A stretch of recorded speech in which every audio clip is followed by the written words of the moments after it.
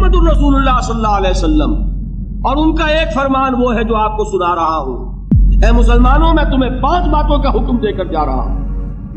एक रिवायत में इजाफी अल्फाज है अल्लाह अमरनी बिहिन्ना, और ये ना समझना मैं अपनी तरफ से कह रहा हूं, अल्लाह ने मुझे उनका हुक्म दिया है। वो 5 बातें क्या है? जमात की शक्ल में रहो, समोता सुनो और इताअत करो, हिजरत और जिहाद बिल जमात व समए व ताअत वल हिजरत वल जिहाद फी सबीलिल्लाह। 5 बातें। जरा इस मजमे में हाथ उठाएं वो हजरात जिन्होंने कभी ये हदीस सुनी। अंदाजा हुआ? ये 300 में एक की औसत नहीं है। क्या वजह है? वजह मैं कल बता चुका हूं।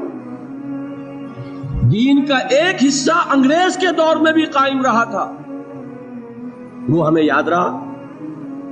अंग्रेज के दौर में नमाज थी कि नहीं, रोजा था कि नहीं, हज था कि नहीं, ज़कात थी कि नहीं, कलमा शहादत था कि नहीं, ज्यादा याद है। और दीन का गलबा था कि नहीं? नहीं, गलबा दीन के तकाज़े याद नहीं। सीधी सीधी बात है। 200 बरस एक शय है ही नहीं, उसका नतीजा तो यही निकलेगा, क्योंकि ये तकाज़े हैं गलबा दीन की जिद्दोजहद के। वो तकाज़े हैं बुनियल इस्लाम अला खम्सिन, पहली छत के 5 सुतून। पहली छत तो है, 5 सुतून भी है। तीसरी छत आपके जहन से निकल गई, इकामत दीन की फर्जियत को आप जानते ही नहीं, लिहाजा जो उसके लवाज़िम है वो कैसे याद होंगे? मैंने लिखा भी है कई तकरीरों में, कैसेटों में शायद सुना भी हो, ये वाकया मेरे साथ पेश आया।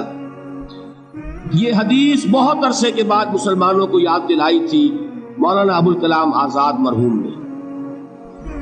फिर इस हदीस को कोट किया मौलाना अबुल आला मौदूदी ने। मैंने ये पढ़ी उनकी एक किताब में। ये मुझे पता नहीं था कि ये हदीस की कौन सी किताब में, ये मैं आज से 25 साल पहले की बात बता रहा हूं। मुझे चाहिए थी सनद कि हदीस अगर है तो किस रावी की रिवायत है, कौन सी किताब में है। मैंने एक दारुल उलूम के शेखुल हदीस साहब से जाकर सवाल किया, और मैं किससे कर सकता था, कि मुझे इस हदीस का हवाला चाहिए। वो अब भी जिंदा है, मौजूद है, बुजुर्ग है, मैं उनका एहतराम करता हूं। उनका जवाब यह था कि अल्फाज बहुत नामानूस, यानी कुछ ज़हन में है नहीं, नामानूस से अल्फाज हैं। उसके बाद जब मुझे पता चला ये मिशकात की रिवायत है, मुस्नद अहमद इब्ने हंबल और जामे तिर्मिज़ी के हवाले से मिशकात में, मिशकात तो पहली किताब है जो पढ़ाई जाती है हदीस की। सवाल पैदा हुआ कि क्यों ओझल हो गई निगाहों से। जान लीजिए, ये इंसान का एक खास फिनोमेनन है, जिस चीज पर तवज्जो होती है वही नजर आती है। तवज्जो नहीं है तो आप गुजर जाएंगे और आपको नजर नहीं आएगी शय। आप किसी और ख्याल में हैं, आपके सामने से कोई गुजर जाएगा, आपको नजर भी नहीं आएगा कोई गुजर जाएगा। ये मामला हुआ हजरत उस्मान के साथ। हजरत उस्मान किसी फिक्र में बैठे हुए थे, हजरत अबू बकर गुजरे, हजरत उमर रजी अल्लाह तआला गुजरे, सलाम किया, उन्होंने जवाब नहीं दिया। अब ये नाराज हुए अपने दिल में, जाके शिकायत की हजरत अबू बकर से। गालिबन हुजूर के इंतकाल के बाद का वाक़या है, और हुजूर के इंतकाल के सदमे में वो उस वक्त बैठे हुए थे। हजरत अबू बकर से शिकायत की कि उस्मान को मैंने सलाम किया, सलाम का जवाब नहीं दिया। सलाम का जवाब न देने का मतलब ये है दोस्ती खत्म, दुश्मनी शुरू। सलाम बड़ी शय है, ये उन्होंने बड़ी बात महसूस हुई। वो गए, हजरत अबू बकर आए, उस्मान क्या मामला है? उमर ने सलाम किया तुम्हें, तुमने जवाब नहीं दिया। कहा कि हाशा और कल्ला, मैंने न सुना ना मैंने देखा उमर को गुजरते हुए। ये क्या वजह है? इसलिए कि तवज्जो उस वक्त किसी और चीज पर थी। आंखें खुली है लेकिन आदमी नजर नहीं आता। समझो, آپ پڑھتے چلے جائیں گے، ہو سکتا ہے کہ کوئی چیز جو ہے 10 دفعہ آپ کی نگاہوں سے گزری ہو، آپ نے پڑھی نہیں۔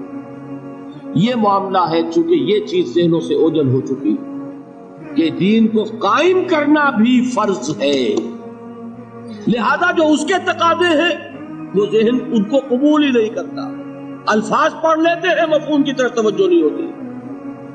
یہ تقاضے اقامت دین کے بالجماعت والسمع والطاعت والہجرت والجہاد فی سبیل، جماعت لازم، جماعت بھی ڈھیلی ڈھالی نہیں، 4 آنے کی ممبری والی نہیں، بلکہ بڑی مضبوط جماعت، ڈسپلن جماعت، سم و طاعت والی جماعت۔ لسن اینڈ اوبے، یہ ہم نے پڑھی تھی 10ویں جماعت میں ایک نظم، آپ نے بھی پڑھی ہوگی، charge of the light brigade. ایک لائٹ بریگیڈ رسالہ ہے، اسے حملے کا حکم دے دیا ہے کمانڈر نے، وہ 600 افراد تھے اس دستے میں۔ ایک شخص یہ سوچ رہا ہے someone has blundered، کوئی بہت بڑی غلطی ہو گئی ہے، کسی نے بڑا غلط فیصلہ کیا۔ کیوں؟ cannon to right of them, cannon to left of them, cannon in front of them, cannon behind them، داہنی طرف بھی توپ خانہ لگا ہوا ہے، بائیں طرف بھی توپ خانہ ہے، سامنے بھی توپ خانہ ہے، پیچھے بھی توپ خانہ ہے۔ اس حال میں رسالہ چارج کرے گا تو کیا ہوگا؟ خاتمہ۔ یہ سب کچھ نظر آ رہا ہے، someone has blundered، لیکن there's not to reason why، there's but to do and die۔ فوج میں یہ ہے ہی نہیں کہ آپ کوسچن کر سکے کہ یہ حکم کیوں دیا گیا۔ You have to obey، do and die۔ جب تک ایسی جماعت نہ ہو انقلاب نہیں۔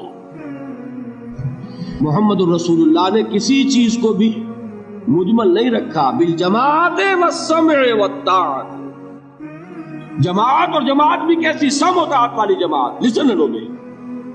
اور یہ جماعت کیا کرے گی؟ 2 کام، ہجرت اور جہاد۔ ہجرت کیا ہے؟ آپ سمجھتے ہیں شاید صرف وطن کو چھوڑ دینا ہجرت ہے؟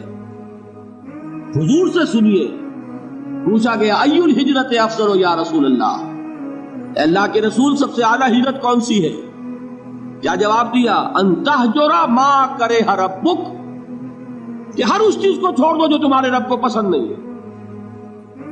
حجر کے معنی تعلق ختم کرنا، ہر اس چیز کو چھوڑو جو تمہارے رب کو پسند نہیں۔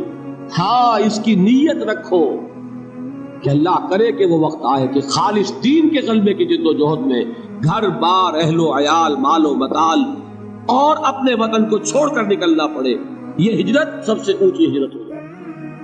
شروع کہاں سے ہوئی؟ رشوت لے رہے تھے، آج فیصلہ کیا نہیں لوں گا، ہجرت شروع ہو گئی۔ کوئی شخص شراب پیتا تھا، آج طے کر لے کے اب نہیں، ہجرت شروع ہو گئی۔ جو اللہ کو پسند نہیں اس سے ترک تعلق۔ اور چوٹی کیا ہے؟ گھر بار، وطن، اہل و عیال، مال و منال سب کو چھوڑ کر نکل جانا، جیسے نکلے محمد کے دیوانے صلی اللہ علیہ وسلم۔ کیا ٹرکوں میں گھر بار کا سامان لے کر گئے تھے؟ اہل و عیال کو لے کر گئے تھے؟ تنہا تنہا، کس لیے؟ صرف اللہ کے دین کے غلبے کے لیے۔ جہاد کیا ہے وہ میں بیان کر چکا۔ افضل الجہاد کیا ہے؟ ان تجاہد نفسک فی طاعت اللہ، لیکن نیت چوٹی کی رکھنی ہوگی۔ حضور نے فرمایا جو مسلمان مرا اس حال میں کہ نہ اس نے اللہ کی راہ میں کبھی جنگ کی، نہ جنگ کی خواہش رکھی، نہ اس کے دل میں شہادت کی آرزو تھی، فقد مات علی شعبۃ من النفاق، تو وہ ایک قسم کے نفاق پر مرا ہے، ایمان پر نہیں مرا۔ 0 لیول نہیں، مائنس لیول، جو کل میں نے آپ کو بتایا تھا۔ نیت یہ رکھو کہ اللہ وہ وقت لائے کہ صرف اللہ کے دین کی غلبے کی جد و جہد میں جنگ کا وقت آئے اور ہماری گردن کٹے۔ یہ وہ آرزو ہے جو آرزو کی محمد رسول اللہ نے، لَوَدِدْتُ أَنْ أُقْتَلَ فِي سَبِيلِ اللَّهِ ثُمَّ أُحْيَا ثُمَّ أُقْتَلَ، میری بڑی خواہش ہے کہ میں اللہ کی راہ میں قتل ہو جاؤں، پھر مجھے زندہ کیا جائے، پھر قتل ہو جاؤں، پھر زندہ کیا جائے۔ یہ بار بار لذت مجھے حاصل ہو اللہ کی راہ میں گردن کٹوانے کی۔